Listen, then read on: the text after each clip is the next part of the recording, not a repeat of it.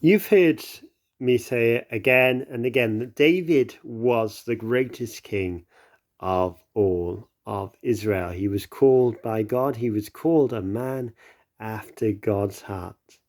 So we can really understand that because of this, he suffered a lot. He suffered a lot of persecution. A large majority of the Psalms are of his pain, of his anguish, of his depression from his enemies. But also he suffered inner warfare as well.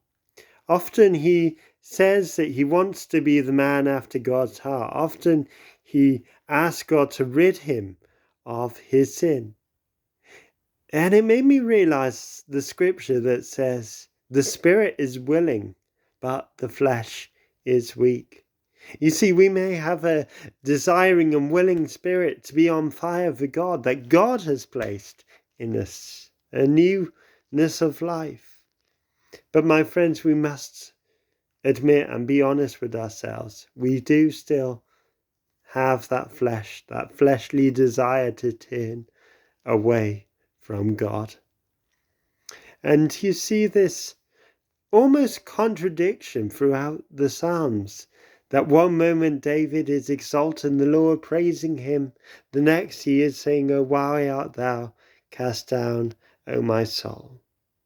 But my friends, it is good that he shares these things, because I cling to the hope that when I read these Psalms, every time I read these Psalms, every time I feel defeated, I feel worthless, I feel insignificant, I can look at these Psalms and I can say the greatest king of all of Israel was exactly in my situation.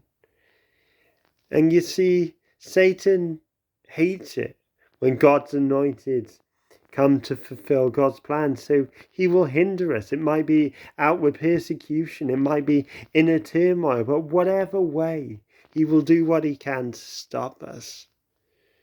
But as David says, hope thou in God.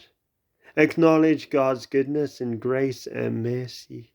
Don't turn away from him, but turn to him in all trial and persecution. May we be that.